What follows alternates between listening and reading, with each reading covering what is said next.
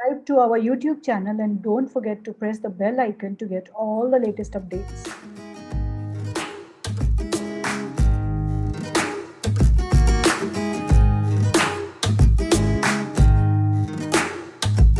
Hi everyone, my name is Anita Sharma and I welcome you all at Inkpot Hub Media once again.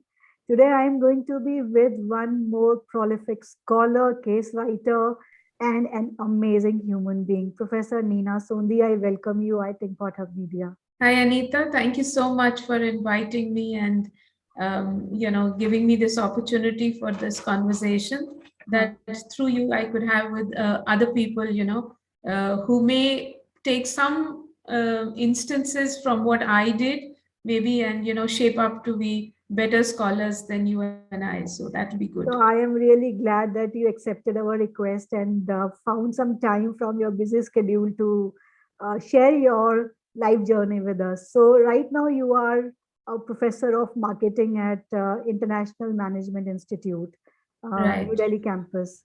Um, Yes. and you have written a lot of cases, a lot of research papers, and a lot of editing. You have done a lot of editorial works as well. You are a book writer as well. So Right. a lot of stuff. I want to know who is Neena Sondhi. Who's Nina Sondhi? So Yeah. Nina Sondhi is, if I may say, you look at me from, different angles, you'll see different people, right? Mm. So I'm an academician, I'm a researcher, I'm a proud mother, Mhm. okay, and a very proud daughter of my parents, right? And who shaped me to be who I am today. And I'm also, I tell everybody, I'm Nani ki Nina. I'm not a Spanish Nina, okay? Okay. So my Nani named me when I was born. Everybody said, so I'm a Punjabi, right? So everybody said, Kudi ho gayi. Huh. So she said, Ye Kudi nahi hai, ye Nani ki Nina hai. And that's how I Wow. was named. Okay. Great. So, yes, every part of who I am, Mm. you connect the dots, and in psychology, we talk about Gestaltian school, right? Mhm. So, unless you connect all the parts, the whole doesn't compose. So, Absolutely. all these are parts of me, and they shape me to be who I am. Okay. So Yeah. tell me more about your academic journey. So what was all about your graduation, then post graduation, about your PhD experience? You did it from the University of Delhi. Tell me more about it. Yes. Your entire journey in like in few statements, if Okay. you can. Okay. So I also told you that that it was my parents who shaped me. Mhm. But I would also like to share that I was a little bit of a rebel. So my Okay. mom wanted to be a doctor, and she told me, Nina, you're the bright girl, so you're going to be the doctor, right? Uh-huh. And in 11th, I decided I was going to be a doctor. So my time it was only 11th, right? There was no 12th. Mhm. And but I was going to pick up psychology, right? So she kept on persuading me that क्या करेगी ये पागलों वाला subject है. So I said, don't worry, I'm not going to be treating the pagals. I'm going to be a doctor, don't worry. So I was a young 16-year-old one when I told her that I am going to do my PhD. And that was my Wow. determination. Yes. Early And on. In fact, 16 earlier. years of age Yes. is nothing, and nobody actually Yeah. thinks about a career. Mm. Yeah. Okay. So she Okay. said, how are you going to Impressive. do it? I said, don't worry, I'm going to do it. Uh-huh. And then I did my graduation and my post graduation in psychology. And when I went to do my PhD, okay, it was not Anita like your time, right? Mhm. You guys do FPM. I'm handling the FPM program at IMI, right? So we always, encourage the scholars, think about what you want to do. And that's going to be your thesis topic. But that was Mhm. not my time, right? Mhm. My professor said, I'm an organizational psychology professor, and that's what Okay. you're going to do. Okay. And I said, sorry, ma'am, I want to do consumer psychology, and that's what I'm going to do. Okay. So my mom said, a doctor, medicine. I said, no, doctor psychology. That's Mhm. what I'm going to be. My prof said, organizational psychology. I said, no, consumer psychology. So I made my own path. I took my decisions, and that's why I think I did well, Mhm. because the onus of the decision was mine. Okay. It was not, I was being handheld by somebody. Okay. And I did my PhD, and then I became a researcher. And when I joined my organization, right, this first school that I went to before IMI, right, that was Ford School. And the president that time asked me, "Oh, you're a psychologist, so I guess we can ask you to teach OBHR." Okay. I said, "No, sir. I'd like to do marketing." So Mhm. again, the expectation was OBHR because you're a psychologist. So breaking stereotypes is, good, bad, ugly. That's what I've been doing, kind of Mhm. for a very long period. Mhm. So I said, I'm going to be a marketing professor, and that's what I'd like to teach. Okay. And I'm going to be the best in the market. So don't worry, Okay. sir. I Okay. give you my promise. So that's how, that's been my journey. That's why, I told you, when you reflect back, then you realize that yes, I took my own decisions from a very young age, and I've been able to somehow, gather up the courage, the tenacity, and the confidence to see them through, Okay. and hopefully see them through well. True, ma'am, true. And I Yeah. believe that once a rebel is always a rebel. So I believe that many other decisions, I'm sure, could have been or would have been more rebellious kind of decisions. I'm very sure of that. Yes. Okay, so how this particular thing, because you are an established case writer, um, Yes. from researcher, hardcore research paper or journal paper writer, what motivated you to enter in writing cases, and what compelled you, what motivated you? I want to know more about it, because when we talk about established case writer, you are an award winning case writer as well. So Yeah. I need to know about that journey. Okay, thank you for that question, Anita, because it's a very interesting question. Because, again, stereotypes. If you're an academician, writing PRJs or peer reviewed journals is what's expected, right? Mhm. And that's what I started doing. I mean, you're doing your PhD, I'm sure in your FPM also, you must have done the Mhm. same thing. Again, when I was doing my, and I'll pick up a line from a movie, a Hindi film over here, as Ranchor Das says in Three Idiots, right? Uh, it is not about what you teach, it's about how you teach. Okay, it's about padhate kaise hain, right? And I True. used to remember when I entered college, I was so excited. I'm doing this amazing subject, which is psychology and understanding human behavior. And the teachers used to drone on and on and on with PPTs, right? So I decided, when I'm going to be a teacher, right, when I'm going to be an academician, I'm not going to be using these dumb PPTs which put people to sleep, right? Okay. So I'm going to use a methodology which is very interactive. Mhm. And that's how I engaged with the case method. So I did my PRJs, but when it came to teaching, right, I said, I'm going to pick up cases so that I can, I can teach better, and my students are more engaged and they can learn better. Okay. And that's how I started teaching. So as as we academicians, especially management schools, we have feedback from the students about how you're performing, right? So I used to get a perfect score on a 5 point Okay. scale. It used to be 4.6, 4.7 in terms of how good a teacher I was. Yeah. Okay. But you also look at subjective feedbacks, right? Mhm. So the cases, Anita, I used to pick up were from, case books. That time we did not have total software-based databases. So Harvard-based cases, okay, and IIM Ahmedabad cases. Mhm. So the feedback that I used to get from my students, okay, used to be, ma'am teaches, amazingly, but the cases that she uses, okay, are so ancient that we are not able to relate to them. Yeah. So I'm Ahmedabad cases, the Labdi Bhandari and the other cases used to be like 1969 and 19, amazing True. cases, but it dated. And the other comment was, or she uses foreign cases, where it's very difficult to relate to them. So I Context had was two missing. options. Mhm. Yeah, so I had two options, Anita. One option was turn a deaf ear, continue with the way I was doing, Mhm. and be happy that I used to get my 4.7. But Mhm. that was not enough. So I said, I'm going to fill the gap. Okay. I'm going to come where, where there is a serious gap in terms of good Indian cases. And that's how I got into teaching and writing cases, Okay. right? So I wrote my first case in 2014, and then from then on, I never turned back. So Okay. I've been writing cases, which is a real pleasure. Okay. So that's how I got into case teaching. So which is your favorite case so far? Like which was challenging, emotional, extremely heart wrenching? Which was that case? So Anita, unlike PRJs, okay, cases are decision dilemmas, right? So you have a protagonist. It could be Anita if Inkpot Hub, okay, and I write her story. But here I'd like to point out something which is a myth about case writing. So a lot of people say that, cases are, if you know how to tell beautiful stories, you're a good case writer. The answer is that's an absolute myth.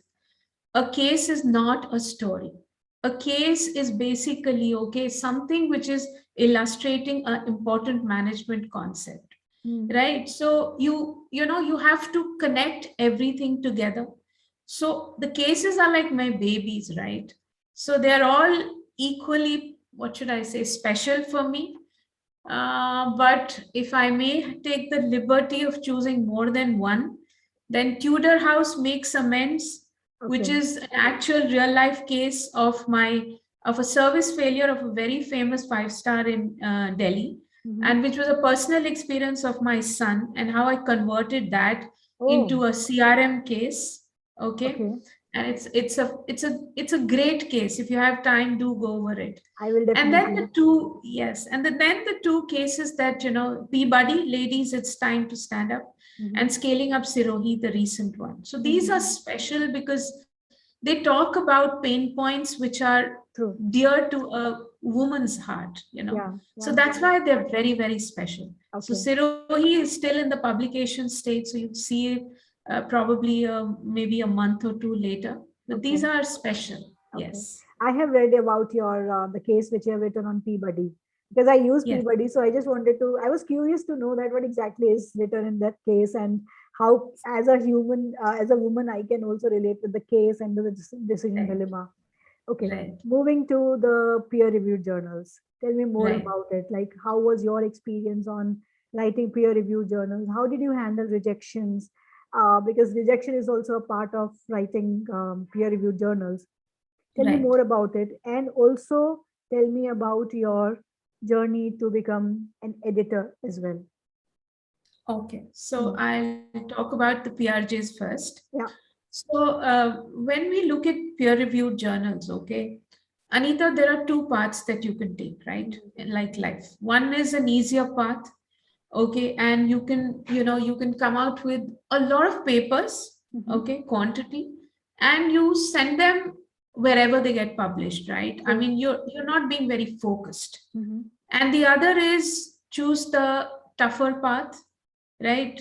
Write fewer PRJs, and target the top journals, right? Mhm. Handling rejection is something that I think makes you both a better writer and a better person, because True. rejection and failures are excellent, okay, because they help you to reflect. Mhm. And the beauty of a PRJ, and especially a star PRJ, okay, people, the reviewers are so objective. There Mhm. is no element of subjectivity. They Mhm. are actually valuable comments of helping you improve. Mhm. So I think rejection is very good. If a paper gets accepted, then there is something fishy about either the review Yeah. or about that journal. Mhm. That's something that you need to Mhm. take. I think the second question, part of the same question, was about my journey in the PRJ. Yeah. So, Anita, it's not that I write everything, it's not that, oh, this is a hot topic, let me write about it. This Okay. is good. Somebody is writing, and this is, I don't go by popularity, right? Mhm. Mhm. I think and since there are going to be scholars who would be listening to what we are conversing about, I think it's very important in today's world to be an expert. Mhm. And you cannot be an expert if you publish in every arena. Okay, you become a jack of all trades. You need to be focusing on areas which are directly linked to your passion, to the work that intrigues you, and you explore it once, twice, thrice, 4 times, and you slowly emerge with your own frameworks, which are valuable because every time you write a paper, a PRJ, you are looking at a research gap and you're trying to say why my research is important. So I think a PRJ helps you shape up to be a specialist, which is something that I think a lot of us as Indians sometimes, we say, nahi, A star mein, A category mein paper chhap do. That's not important. It's about A category mein publish karna, but emerging as an expert in the area which is special for you. So that is very important. True. I think That's true. I that's agree. something I that agree with you. And I also, continuing with this discussion, you when we write, eventually we are given more and more powerful responsibilities, and the other responsibility which comes is like becoming an editor, handling those editorial roles. So how that experience was for you? Okay, so when you are reviewing and when you are at the editorial level, right? What you need to be very, very careful about is that you cannot afford to, if I may say, let go of the ethics of the role. It's very easy. Okay, supposing you're sending me a paper, right? I mean, nothing stops me from knowing who Anita is. Okay, so keeping that process totally blind review is very, very important. If I don't do that, okay, I'm being unethical in my job, right? True. I'm being unethical because I'll get slightly biased. Oh, Anita ne likha hai, koi baat nahi, let me help her out over here, right?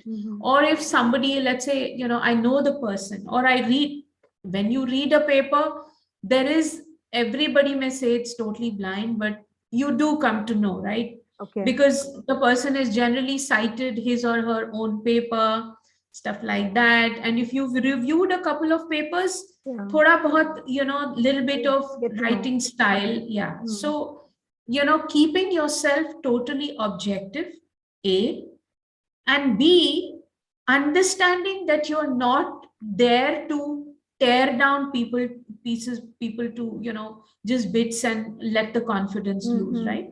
There are people, sometimes there are papers which will come which are from scholars, right? And they're in the learning stage, so they may make errors which are huge. Is it okay? Yeah. Now over there, if you think that if I'm just going to say this is trash, what is this, you don't understand basic academics, I can't be doing that.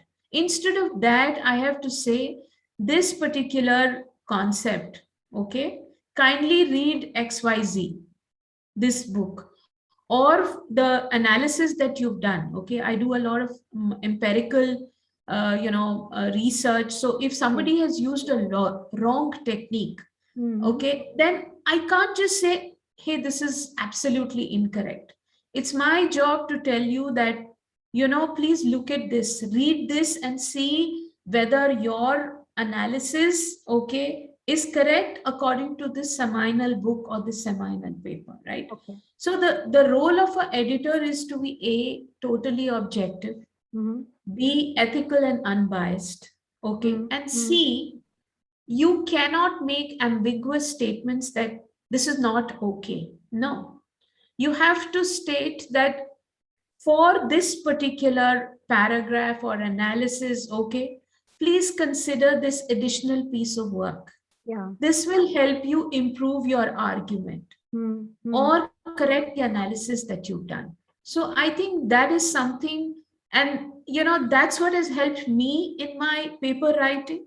So if I have been helped by somebody, I need to take that torch forward, right? I need to do the same thing to the scholars who put their faith and send papers, to places that I review in, right? True. Okay, so moving forward, I also want to know something very interesting, which is especially related to the work which you are doing, is when you have written a book, research methodology. Yes. research methodology, concepts and cases. I Right. need to know what exactly this book is, and who should read, the MBA students or the PGP, MBA students, the PGP students, or the FPM or PhD students.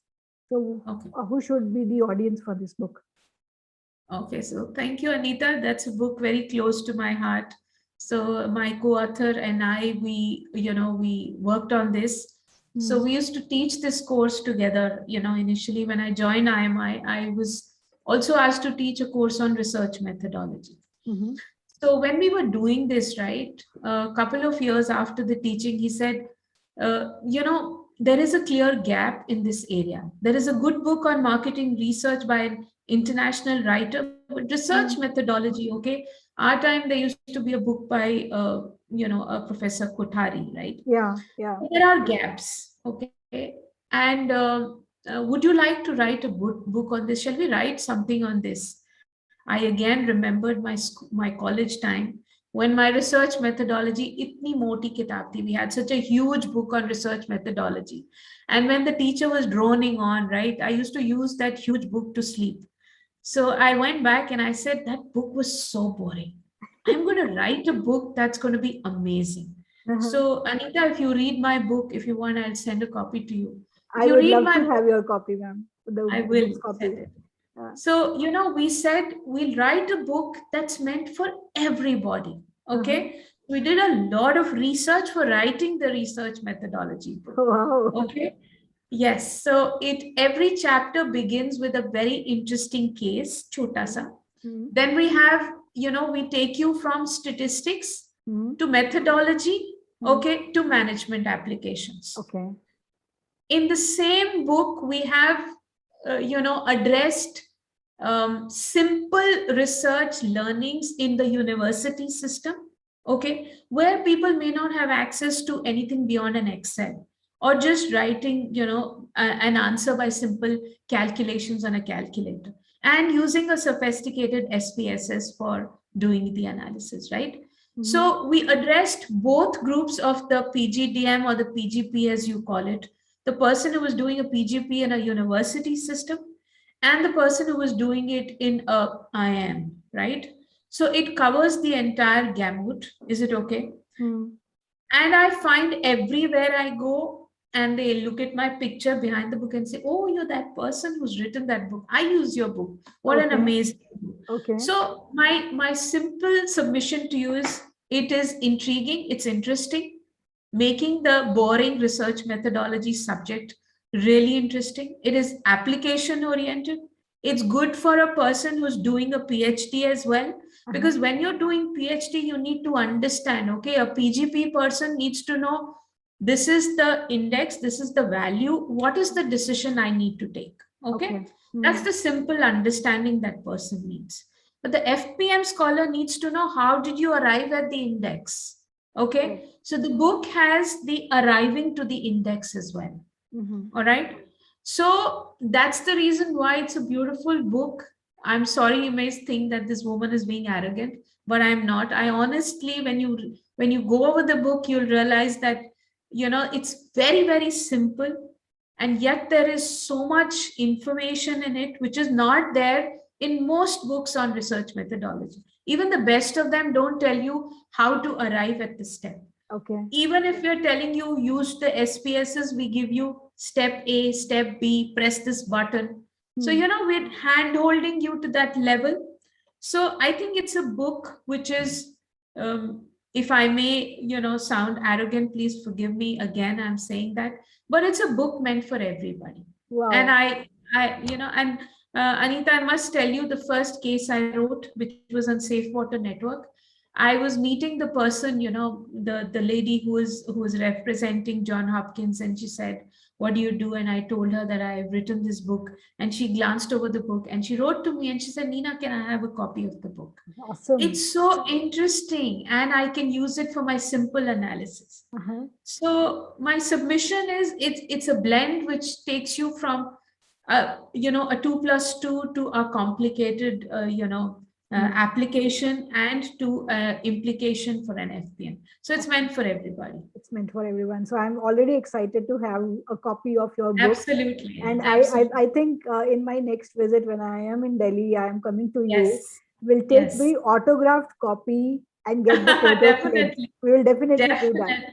Definitely. Do definitely. that. Okay. Definitely. So a lot of conversation around research and writing or editorial has already happened. So let's have a little light bite on conversation, and I want to do a rapid fire with you. Okay. Oh my. Okay. Sure. Okay. Sure. So be ready. I'm going to coffee with Karan. Coffee with Anita. Coffee with Anita. No coffee. Coffee with Anita. Yes. Okay. Coffee with Anita. All right. Sure. So the first question: which place or city do you most feel at home in? Hindustan का दिल, दिल्ली वाली लड़कियों तो Delhi, Okay. Ghalib की गलियां और नीना की गलियां. Delhi is absolutely the city of my heart. Awesome. So what is your proudest achievements? What are your proudest achievements? Okay, but then since you made it R, okay, it's K square. Okay. So K square is Kanika and Karthik, my two children, my proudest achievements. Oh, wow, great. What has been the biggest obstacle in your career, if any? Obstacle. So can I convert the word obstacle to challenges? Okay. I think, good, bad, ugly. Okay. There is still prove yourself if you're a woman, right?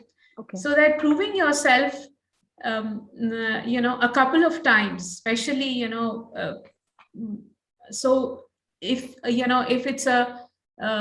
it's a woman professor, if it's a woman dean research as I am, okay, proving yourself, okay, is a tad more difficult, if I may say so. Okay. And I think, probably in academics, it's still there. I think in the corporate world, it's changed because I see my daughter and my daughter-in-law working. And I see that the ceiling is not there for them. So I feel very happy. Young. I mean, you told that you have a daughter. So I was like, okay, wow, you look so young. Thank you. But, so that gives me a lot of pleasure that the world is changing. It's changing a little slowly in academics, but yes. So once you prove your mettle, then of course you get your respect. But I think a little bit of challenge would be that. But otherwise, God has been good to me. So great. Happy to hear that. Who is your constant source of inspiration? All inspirations begin with my mom. So, but if I may take the academic inspiration, then maybe two people actually. One is he's no more. That is C.K. Prahlad. I'm sorry. So I used everybody's inspiration. Yes. So I read his Bottom of the Pyramid, and that was actually the inspiration for teaching it in class, and I never found a good case. And that was the inspiration for my first case, which is Safe Water Network. Okay. So C.K. Prahlad.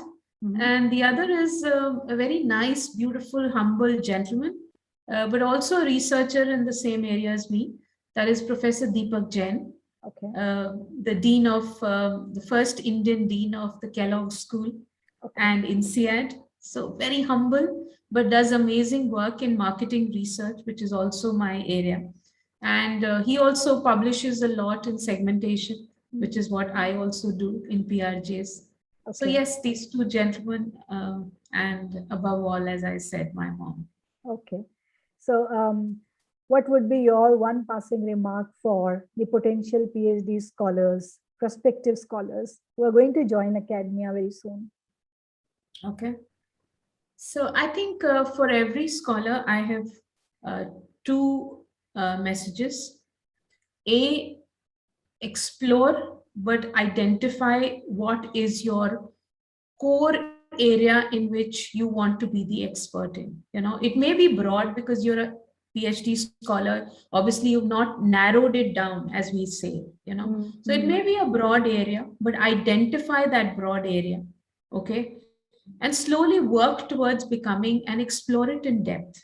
Only then you will emerge as an expert. You know, so doing a lot of in-depth in an area to specialize is important. Okay. And the second is, as you know, as it is in the entertainment world, so it is in the academic world. Okay, there are only three you know, methods to do it: publish, publish, publish. Okay. So you know, I mean, there is no other way that you can, you know, you can. So unless you create, you will not be, you know, create better knowledge, you will never be a good professor. Okay. And unless whatever you've created, you convert it into a research methodology, into a textbook, so that you can take it to the classroom. Okay, your students will not be able to understand that complicated PRJ you wrote. True. And lastly, you need to publish in the case space, because you need to bridge the gap between theory and practice. True. And the case method is the, I think, the final forte of a you know, a researcher. Okay. So publish, publish, publish. Identify your area and try to emerge as an expert in that area. That's my message. So one of the professors from my PhD journey used to tell us about a very interesting line: inches wide, miles deep. So your research should be in a way that you should just have this arm length of scope, and then dig deep as much as possible, so that you become an expert in that space. Absolutely, absolutely. That's so true. True. Otherwise, you know, you don't stand tall. You just become, you know, part of a herd. Yeah. And that's not what, you know, ultimately at the end of the day, when you sit back and see or reflect back on your journey, you'd like to see. So I think that's important. True. Thank you so much, ma'am. It was lovely interacting with you, and I'm so happy to see you. Thank you. Thank you so much, Anita. Have a lovely day and a very happy Diwali to you. Thank you, ma'am. You too have a great Diwali ahead. It's great to see you all here. Thank you for watching our work. If you have not subscribed to Inkpot Hub Media, then please hit the bell icon and subscribe to our channel and support research celebrations in India.